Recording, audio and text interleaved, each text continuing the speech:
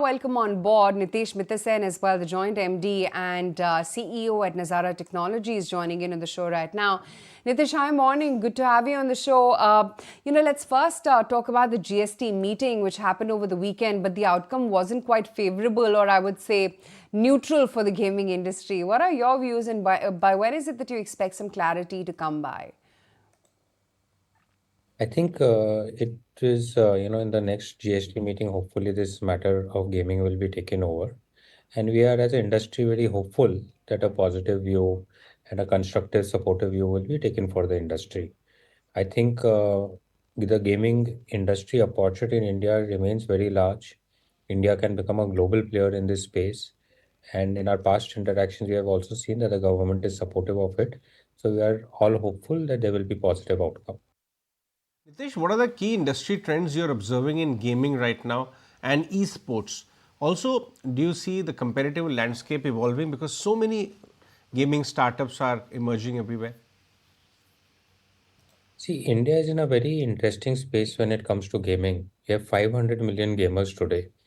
And in the world, we have the fastest number of paying users every month we are adding. So in the next 3 to 5 years, the size of revenues of the Indian gaming industry is going to increase significantly.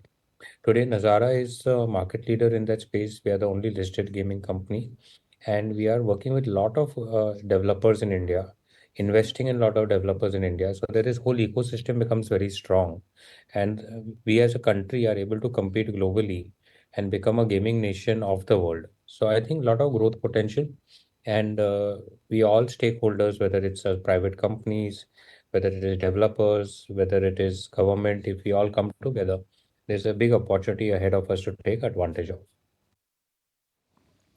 And Nitish, the company also announced the Made in India 4G domination mobile game in partnership with Encore. What is the timeline? What is the outlook when it comes to demographics? Make in India gaming is a big opportunity because till now most of the popular games have been games, which are made internationally.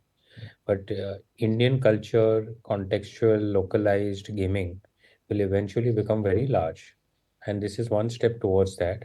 4G is a action shooting game, which we think will be very popular in India. It is a made in India game, and Nazara Publishing, which is a publishing arm, is bringing this game to millions of users. So we think it should be very successful, and our players should love it.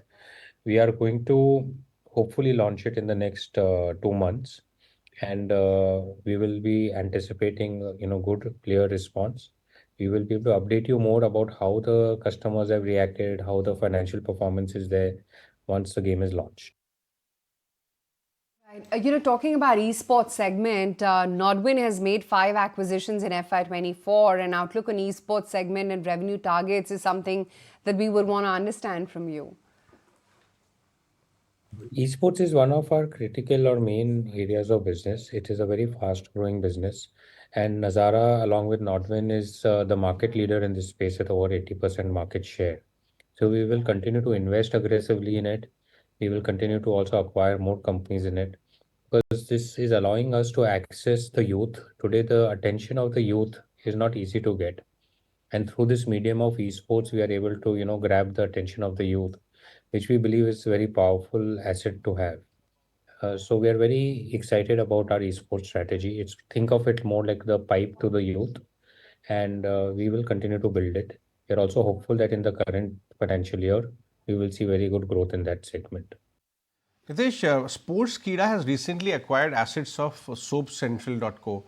What are your plans there, and are you looking for further similar acquisitions or any other field in order to expand across geographies? Sportskeeda has been a very successful venture for us. Today, with nearly 100 million monthly active users, it's a profitable company generating good cash flow. They have made an acquisition last year in the US called Pro Football Network, which was very successful. Recently, they announced the acquisition of Soap Central, which allows them to enter the entertainment space, which is even bigger than the sports space, and replicate their strategy and playbook in that category. So I think they are in a very good position, and they're also continuing to look at more acquisitions to grow. From a geographical perspective, the Indian market and the US market are core focus areas for Sportskeeda. And the company has also said that FY24 was a reset for DataWorks, your ad tech business. What's the game plan? How do you see it growing? So AdTech business, while FY24 was a slow year for the AdTech business, both through organic growth as well as acquisitions, we expect that in FY25, the AdTech business will grow much faster, both in terms of revenues and profits as compared to FY24. Also, the AdTech business has a lot of synergies with many of the other businesses of our company, which includes user acquisition for the games that we develop, monetization through advertising. So there are several other benefits also that are accruing to us. So overall, we are very positive about this business. And this year, we should at least grow by 30% in the ad tech business. Right. Your EBITDA margin, that's also been fluctuating over the years. What levels do you see it sustainable at? So if you see our FY24 EBITDA margin was approximately 110 basis points higher than FY23. And we expect that in FY25 again we will post a higher EBITDA margin. So our objective is that every year while we grow our revenues, we want to increase our EBITDA margins. Not only EBITDA margins, we have a strong focus on cash flow. And if you see our FY24 numbers, we did more operating cash flow as compared to EBITDA. I think our EBITDA was about 128 crores, whereas our cash flow was around 131 crores. So I think we are generating free cash, which then allows us to deploy it in organic business as well as acquisitions. So I think we will continue to focus on improving EBITDA margins as well as continue to ensure that the company generates strong operating cash flows. You have cash on the books right now as well. Any other major investments or partnership which you have? What exactly will the utilization going forward? So we are definitely looking at new acquisitions.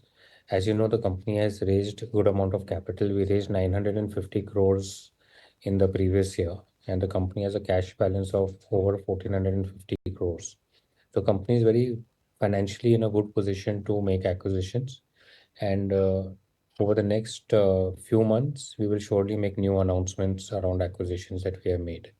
And I think that should drive stronger growth in the years to come. All right, interesting. Thanks very much, Nitish, for giving us markers for growth as well as a roadmap as to what your levers are going to be down the line. If you like this video, then like, share and subscribe to ET Now.